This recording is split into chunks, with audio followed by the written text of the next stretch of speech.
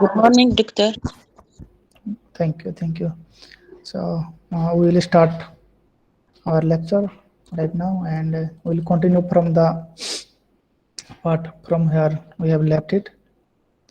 So we are studying about these different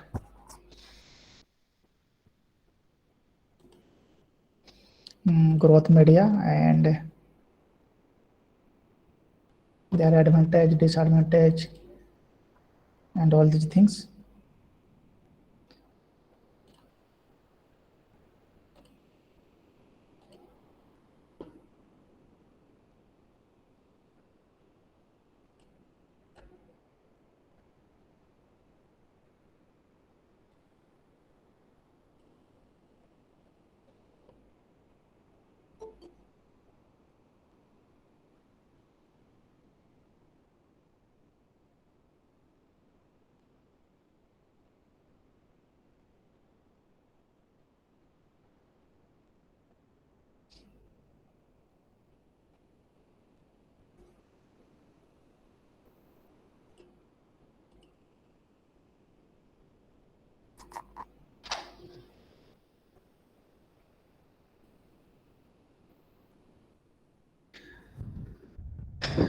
We know this selective media and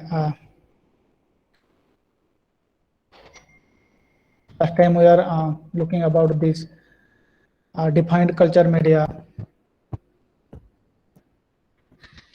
and complex culture media, and we discuss about the merit and demerit of all these medias, defined culture media and complex culture media. In the complex culture media, usually we don't know exact chemical composition of the media. And if we will come to the selective differential media, in the selective media, it enhances the growth of specific type of bacteria. In selective media, you can grow a specific kind of bacteria, not all kind of bacteria. But in differential media, it differentiates between bacteria based on chemical reaction. The differential media usually contain pigments that change in the color if certain reaction occurs. So in the differential media usually contain sometimes the pigment, and which change the color once bacteria grow and release their chemicals.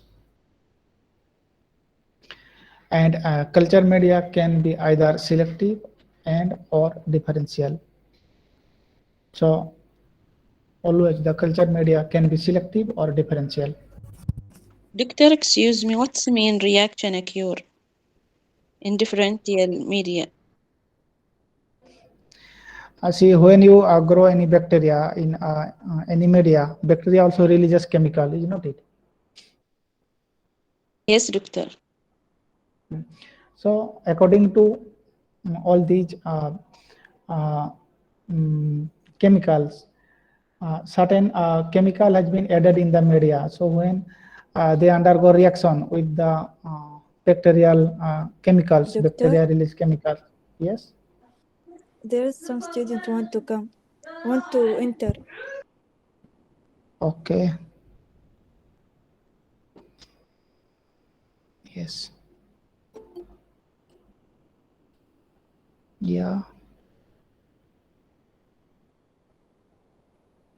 Okay.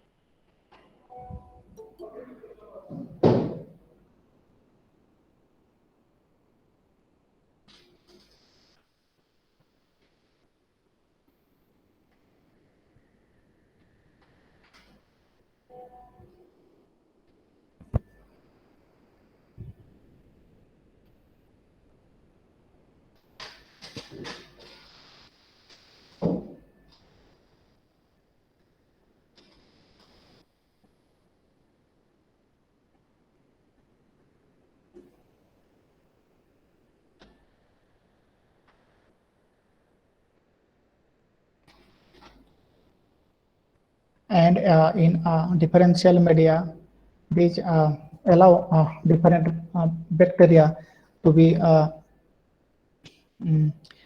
grow either in groups or in colonies. It allows them to grow with their own specific properties.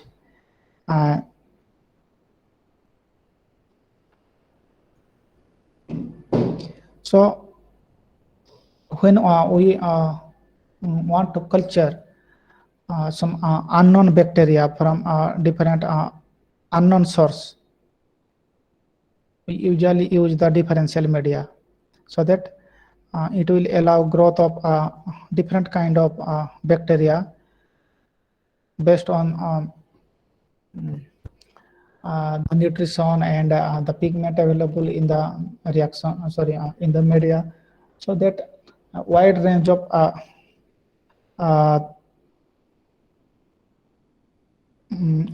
bacteria can be grown. And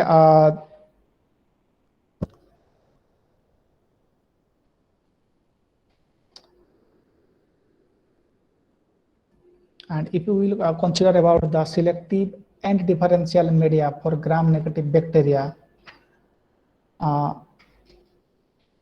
that is,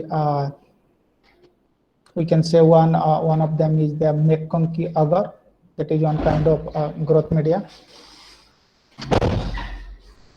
It's McConkey agar is a kind of selective and differential media. It will select, otherwise and otherly act as a differential media for the gram-negative bacteria. And also this is only for the gram-negative bacteria, and it contains bile salt, which inhibit gram-positive bacteria. So if we add bile salt in the media, it will inhibit the growth of gram-positive bacteria. It will allow only the growth of gram-negative bacteria. And McConkey growth media, it is one growth media that contain bile salts, and that only allow the growth of gram-negative bacteria. And also there are some other thing also you can find. There is called Hecton enteric agar also. There is other growth media. And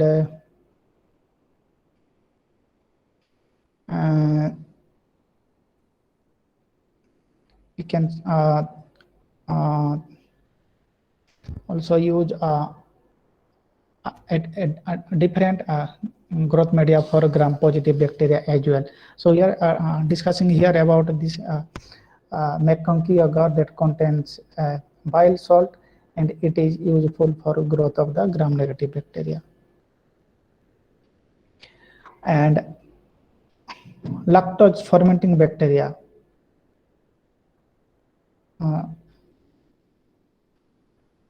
such as Escherichia coli, Enterobacter, and can also be Lactobacillus.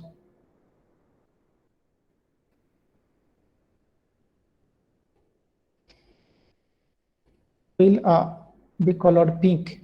They will change the color of the media to pink. And non-lactose fermenting bacteria such as Salmonella, Pseudomonas, and Shigella will not change the color. So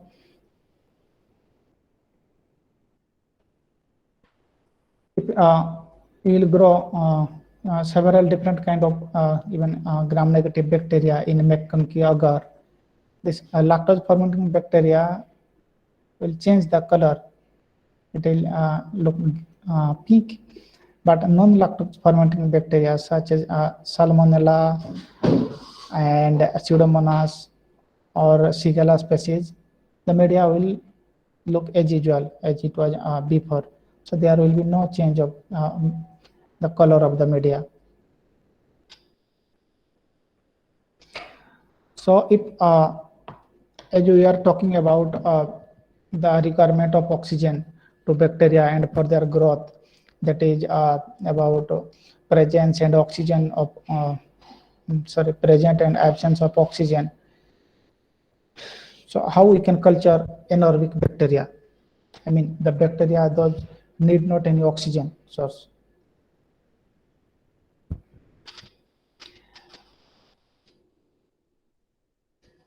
Here you can see the anaerobic bacteria can be cultured in sealed jars. So in sealed jar, someone can culture the anaerobic bacteria, or even if you have kept any items in sealed jar and the items are got degraded, you can imagine that the bacteria grown inside are usually anaerobic bacteria. And so all the bacteria in any food or pickle or any dairy product, those are growing in the absence of oxygen, they are usually anaerobic bacteria. And they releases hydrogen and carbon dioxide. And this hydrogen react with oxygen in the presence of palladium catalyst to form water. So last time also we discussed that a cell contain different micronutrient like magnesium, manganese, calcium, all these things. Palladium is also a micronutrient, and in the media or in the cell you can find the palladium. And when the anaerobic bacteria will grow in on the culture media or inside any anaerobic condition in a sealed jar, they will grow, and during their growth they will release hydrogen, and inside the jar there will be always some oxygen before you close it. So this hydrogen react with the oxygen in the presence of palladium, and they form it water. And only nitrogen, hydrogen and CO2 remain in the jar. So there will be no oxygen in the sealed jar. And these anaerobic cultures can be manipulated inside anoxic globe bags. So you can also use this kind of globe bags to culture anaerobic bacteria. So you can see these are oxygenic globe bags, so there will be no oxygen, and you can put your bacteria culture like this inside the anaerobic globe bag.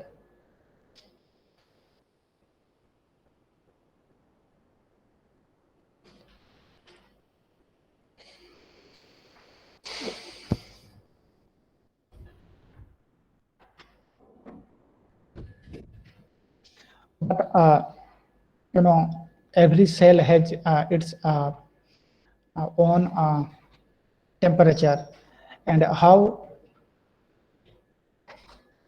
the outside temperature and the inside temperature change or play important role in the bacterial growth or any growth of any kind of cell.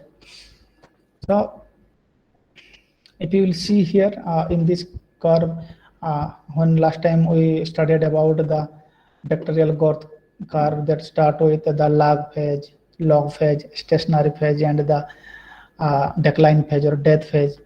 Here you can see here the temperature is less, minimum temperature, and the growth is less. And in the medium temperature, enzymatic reaction occurs at increasingly rapid rate. So when they got very good temperature, the enzymatic reaction of the cell happens very rapidly. And at the optimum temperature, enzymatic reaction occurs at maximum possible rate. But when you increase the temperature, if temperature is going like this upward, the growth, if this is the temperature going, this is increasingly this side, and this is the growth. But when the temperature goes too high, their growth is suddenly drop. because some of them get died, or the enzymatic reaction get affected and stopped, and all these thing happens. And why minimum temperature? In a minimum temperature there is no growth, because the membrane gelling.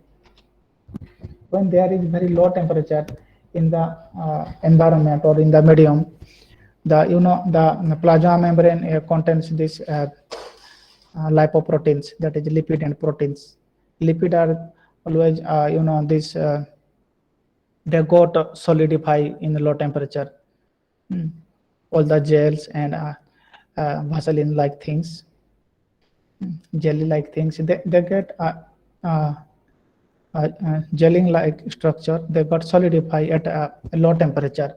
So if the membrane will get a little bit of stringent and solidify, the plasma membrane will get shrink, and there are pores of the plasma membrane that take the ion or release the ion. I mean, ion transport of the plasma membrane gets stopped, and when there will be no sufficient amount of ion or nutrient in the cell, it will not able to grow. So the low temperature leads to make it to gelling like structure of the membrane, and it reduces the temperature. When gelling happens, it shrinks its pores, the transport process gets stuck. They did not able to receive nutrient or any mineral from outside, and hence the reaction gets very slow, and they cannot grow. Even in this minimum temperature, the enzymatic reaction is very slow. So everything gets slower in the minimum temperature. But in the maximum temperature, what happens? In the high temperature, protein gets degraded.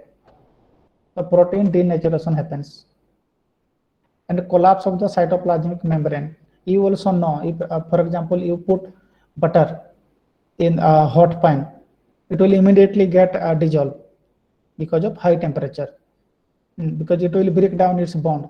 So the butter is kind of lipids. So when you put the butter in the fridge, it solidifies just like this in low temperature. And when you heat the butter, that is the lipid, it will immediately get melted. So once it will get melt down, the cell will lose its structure, and the protein will release from the plasma membrane, and protein denaturation also happen. And due to this, the cytoplasm will get collapse, and it will lead to thermal lysis. I mean, temperature mediated breakdown. Thermal lysis is meant for temperature mediated breakdown.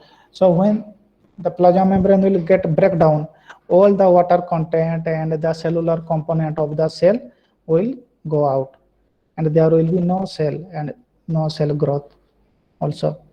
So this is why minimum temperature is not good for bacteria growth, and maximum temperature is also not good for bacterial growth.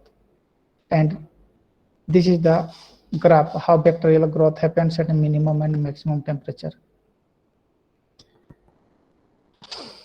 But in the first lecturer, I told that science has its exception. Everything has exceptions. We are generally discussing this about a universal concept. And if we will consider this minimum temperature, the membrane gelling will happen. But if you will see the microbes, those grow in cold environment. Those are called psychrophiles. For example, in Antarctica, those are growing in Antarctica and or very cold environment. They are called psychrophiles, but their plasma membrane and protein and enzymatic reaction don't get affected due to low temperature, because they have developed such kind of structure and such kind of properties, and evolve their enzyme to such extent so that their enzymatic reaction and lipid reaction, this lipid profile and protein profile will able to tolerate or to this highly chilling temperature. So the psychrophile did able to grow at very low temperature, but if you will bring this psychrophile to 37-degree temperature, they will not able to grow. And one of the psychrophile bacteria is Polaromonas baculata. So this is one of the most important psychrophile bacteria found in the cold environment.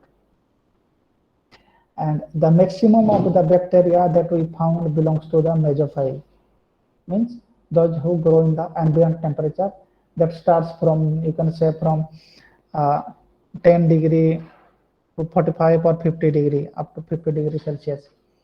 And you will see the range is around 37 and 38, 39. That is all suitable for the body temperature of a human or animals and all those things. So at 37, 38 and 39 degrees Celsius, bacteria grow very well.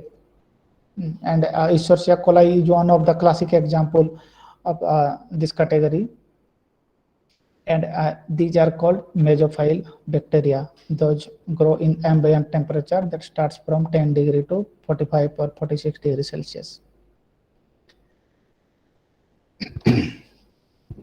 But after the temperature of 40 degree, those bacteria who grow around the 40 to 60 degrees Celsius are called thermophiles. More specifically, the bacteria those grow in the desert environment where temperature is very high are called thermophile bacteria. And they can grow up to 60, 65 or 70 degrees Celsius as well, but their ambient perfect growth temperature is 60 degree, you can see. The bacteria which grow above 60 degree to more than 90 degree or approximately 100 degree are called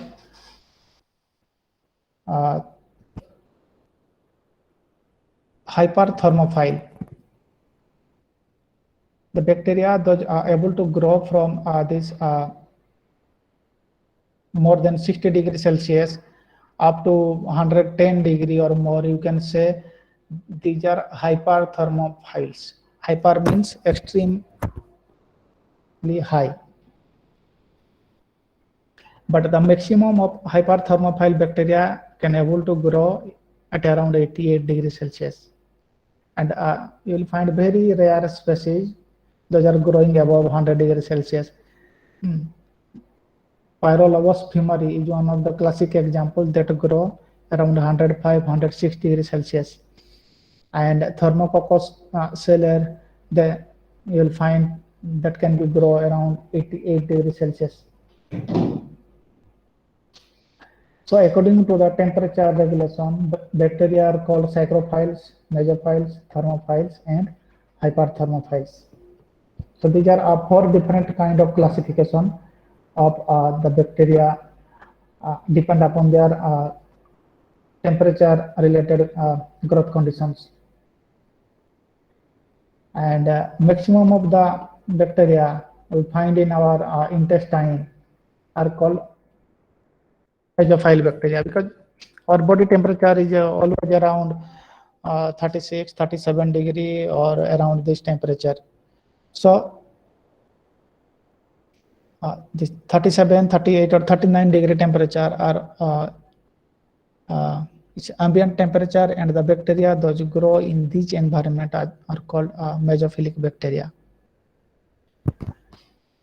And almost all of the warm-blooded animal and aquatic environments, the animals growing in aquatic environments, you can find the mesophilic bacteria.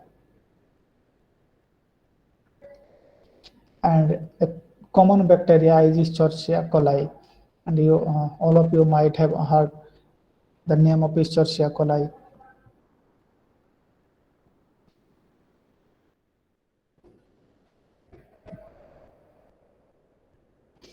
as we already discussed that about psychrophilic bacteria, they live in very cold environments such as Antarctic. So the bacteria that grow in the Antarctic region, they are always the psychrophilic bacteria. They have developed their structure and function and enzymatic activity to such type that they can tolerate the extreme cold environment. But if we will bring those bacteria to our house and our laboratory and you will grow in the room temperature, they will not able to grow. They will die because they cannot tolerate 37 degree Celsius temperature, even maybe 30 degrees Celsius.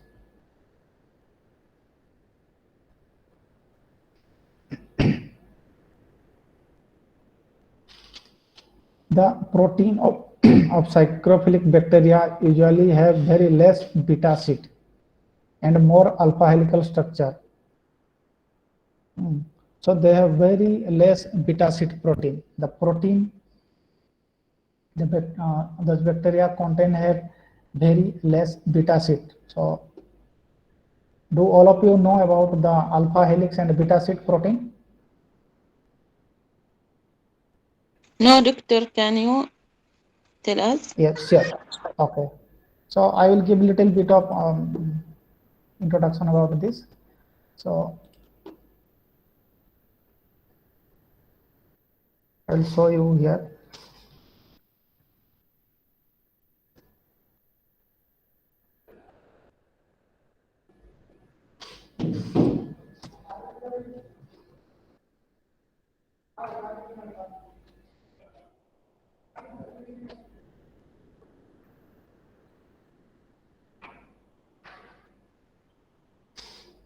So you see, this is simple protein. If we will see the beads as amino acid, this is a we call a linear peptide. Okay. So it is not a protein now. It is a peptide chain, but all the amino acids are bind here. It's a linear chain. So this linear chain get its structure. So any protein without structure is non-functional. That is a protein, and you see it don't have any structure. It's a kind of wear. It cannot function. So it will get its own structure that is called secondary structure. And this is the primary structure. This is called the primary structure of a protein, that is linear peptide. You understand, these beads are just an example of one amino acid. This is one amino acid, this is another amino acid, this is another amino acid, like this. And this is secondary structure. So this amino acid, when they will get their structure, they will get secondary structure, and you can see this ribbon-like structure. And this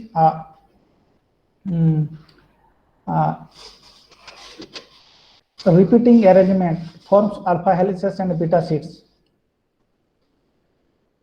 This you can see it's a helix-like structure, and this is a sheet-like structure. You see, this is sheet-like structure, and this is a helix-like structure. So when you get this helix-like structure, it is called helical structure.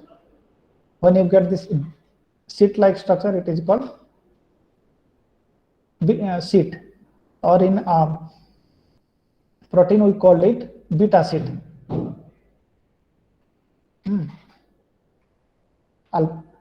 This helix is just like form alpha-like structure, so it's called as alpha helix. And the sheet. So, doctor, so if there is a more beta sheet, there's no or less function, then. So now you see here what's mentioned here, less beta sheet. Psychrophilic bacteria usually have less beta sheets and more alpha helix structure. So why less beta sheet? That is can be a reason, and the main reason can be that when you see this structure, their surface area is very high. You can see this, the area of the sheet is very high compared to this. So when there will be lot of surface area, it will take more temperature. It will absorb more temperature from outside. So if outside temperature is very high, they will, sorry, if outside temperature is very low, they will take very low temperature. So cell will subject to very low temperature, but if the surface area is very less, so temperature absorption will be very less, like this. So these are kind of hypothetically we can say. So they contain very less beta sheet proteins, so that they will avoid the exposure to their body, because the protein have very less surface area.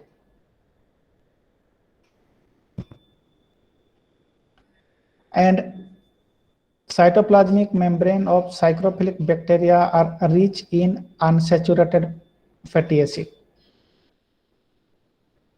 So do you know about saturated and unsaturated fatty acids?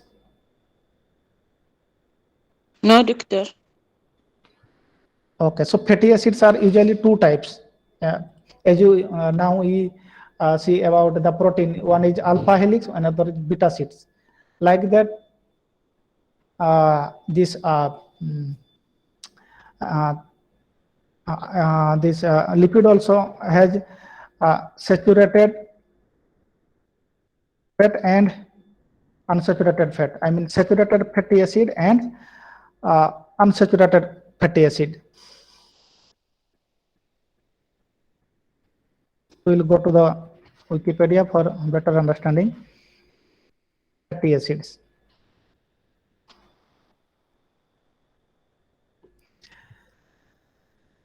So in saturated fatty acid, there will be no carbon-carbon double bonds. So usually fatty acid has this long chain. Okay. So and these all chains, you can say there will be one carbon atom in each junction. So within the carbon, there should be carbon-carbon bonding. But in saturated fatty acid, there is no carbon-carbon double bond. So usually in unsaturated fatty acid, you will find carbon-carbon double bonds. So I will write here. You can also make a note. You can make a note in your notebook. Saturated fatty acid.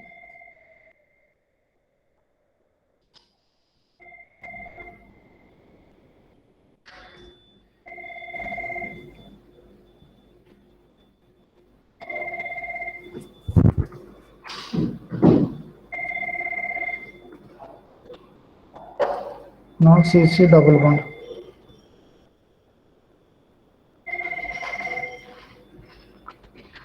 Unsaturated fatty acid.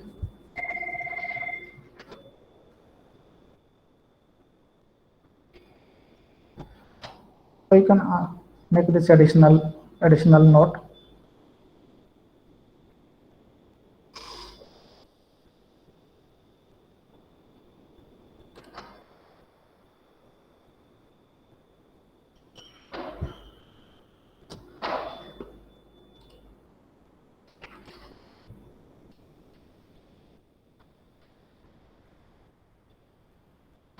So the psychrophilic bacteria are rich in unsaturated fatty acid. Unsaturated means they will have carbon-carbon double bond. So you just imagine if there will be only single bond.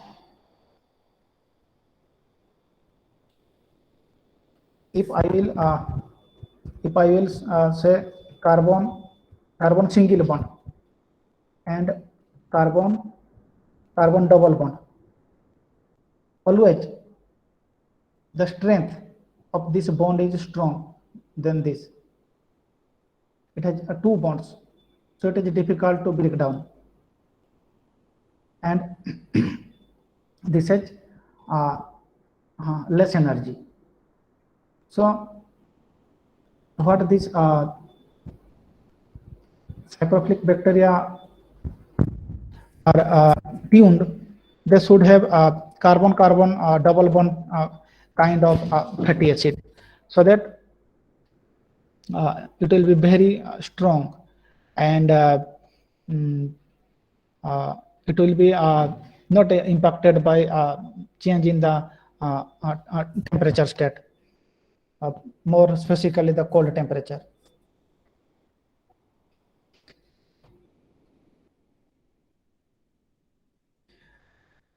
So if we will think about this hyperthermophilic bacteria or thermophilic bacteria, as we'll find them in hot water spring. There are some places where you will get a hot water spring, even in cold days or winters. In some places you will find oozing out water. In some places hot water you will find in some streams, and in all those hot water spring you will find thus a thermophilic or hyperthermophilic bacteria. And some of them can live temperature above the boiling point. So the boiling point here is meant for boiling point of water. So that means here we are explaining about some bacteria can survive or live above temperature of 100 degrees Celsius, and their protein is resistant to high temperature. Okay. And the plasma membrane of hyperthermophilic are rich in saturated fatty acid. Doctor, excuse Yes. me. Yes. So what's the function of saturated fatty acid? Why in the very hot temperature? Why in saturated for low temperature? Wait. Bond. Wait.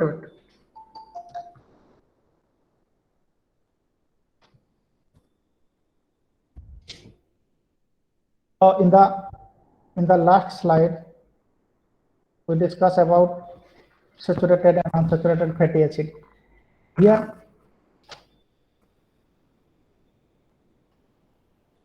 no carbon-carbon double bond, but here carbon-carbon double bond.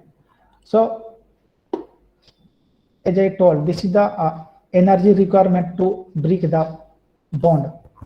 In high temperature, if there will be strong bond, carbon-carbon strong bond, if there will be high temperature, even it will be difficult to break. Okay, and for example,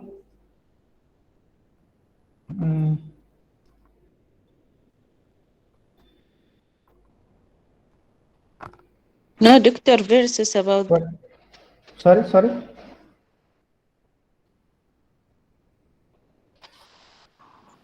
No double bond in high temperature, so there is no strong stain for bacteria. I'm not getting you. You said carbon double bond, there is a more strong stain. So if there is no double bond, well, not strong. No, not like that. Not like that. They totally lack. There is a limitation. There will be always this saturated and unsaturated fatty acid in each case. Okay, but the content and extent of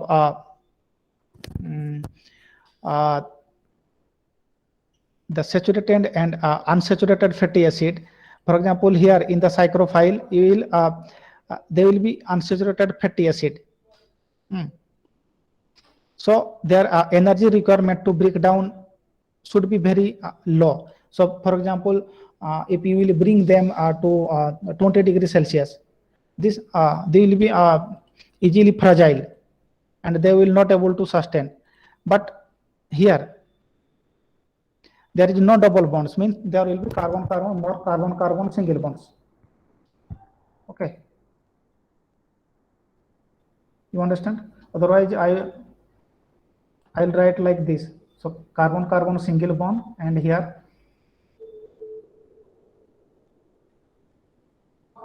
So, doctor, we need more temperature to break down single bond, more double bound for single bond, saturated fat. Yeah.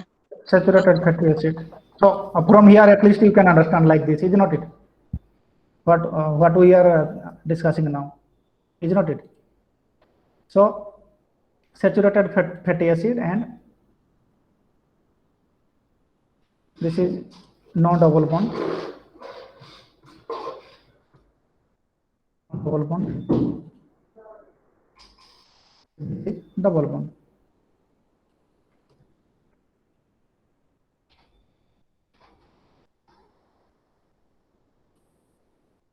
If we will bring these psychrophile bacteria to room temperature, we will get unstable, because this carbon carbon double bond will be more liable to heat temperature, and this is carbon carbon single bond will be more resistant for the lipid to be get degraded.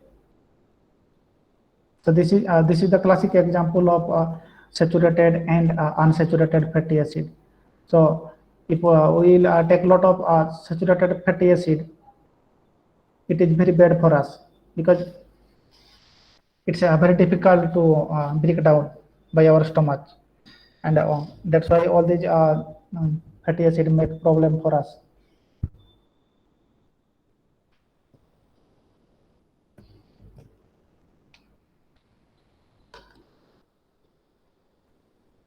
And here in the summary we can say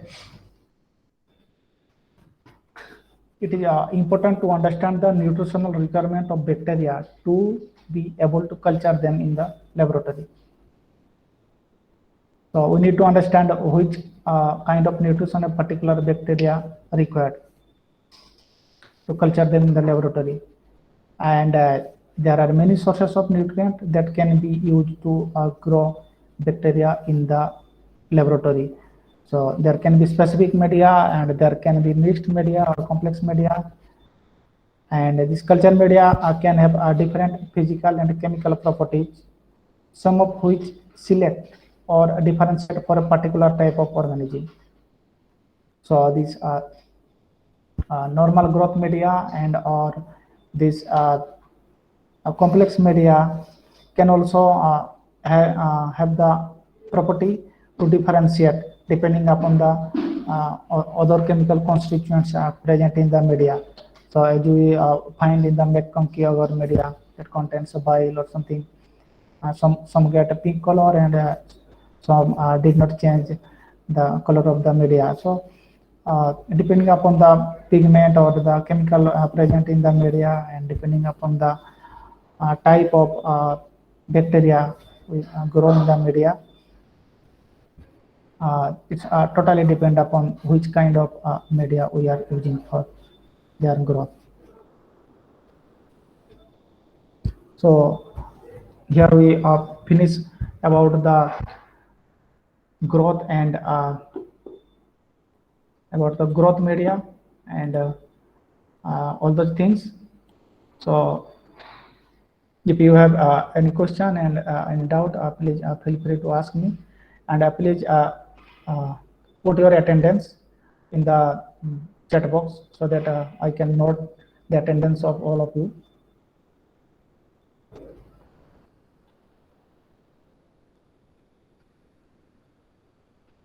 Doctor, Yes, what about the quiz? When will be? next week I will make quiz. Maybe I'm preparing the quiz, and after this, I mean, we have finished this prokaryotic, eukaryotic things, and this growth media. We have finished the basic things of microbiology, and now we can go for the quiz. So I'm preparing the quiz, and next week we will do one quiz, and I will mention about the time, specific time. Will be in Monday, Doctor? Monday or Thursday, either. Next week? Yes.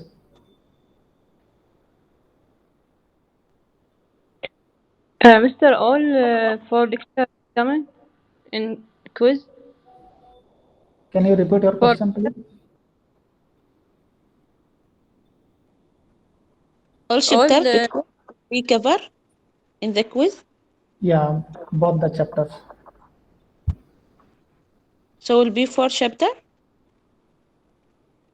Yes. So Doctor, be careful about the number of question because will be by model. Yeah, yes, Doctor. Yeah. The time not Yeah. enough. Okay. Okay. Okay. You just go through. It will not be difficult. Never take stress on study.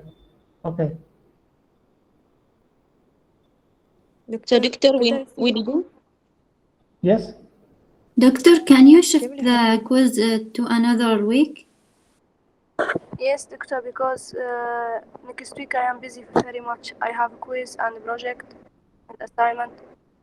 No time. No Doctor, also we have the week after كويزات بنات لو سمحتوا نفس الشيء عندنا كويزات الأسبوع اللي بعده. أحسن الأسبوع الجاي أحسن. أيوة So نريد الأسبوع الجاي. you mean we'll do it in March first week? It is fine. No Doctor, the quiz. No, some students that need the quiz the week after, but we need Doctor quiz next week because we have also a quiz in week after. شفتي يعني أنت عندك اختبارات نفس الشيء معنا. خليني على الأقل يخفف نفس الشيء معنا حن كويزات وأسايمنتات وبروجكت. Doctor, put 2 chapter for the quiz. Too much for chapter. Yeah, but if I will make 2 shift for the quiz, I will have to make 2 different kind of question because if there will be 2 shift, I cannot put same question for all. So it is not good. So everybody should attend the same quiz at the same time. Or if you people can feel free, you choose your own time and you can appear for quiz at any time. I can also give this liberty. When you will be free, all of you can decide your time and tell me. Is it okay? Yes, Doctor. Yeah, so please, you people, all of you discuss in your group what should be the best time. And even if this is online system, right, we'll do all online. So we can do at the weekend also if you can give your time. I'm always here to give liberty for your study. So no need to be worry about that only in office hour we will do this. Not necessary. You can do at any time when you people will be free.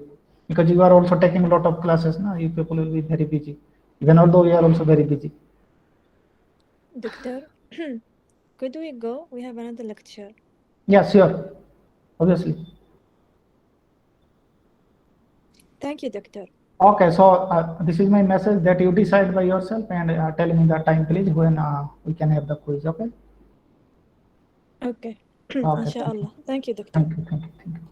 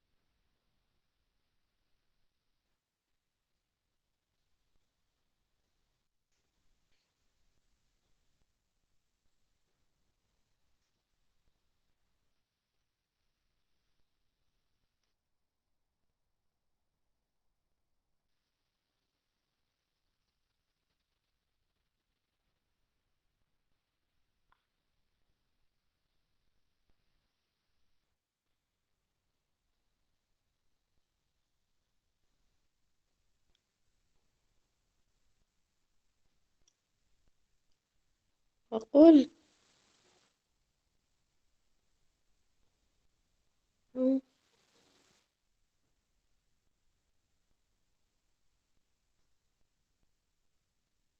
الو، شكله ما حد هنا.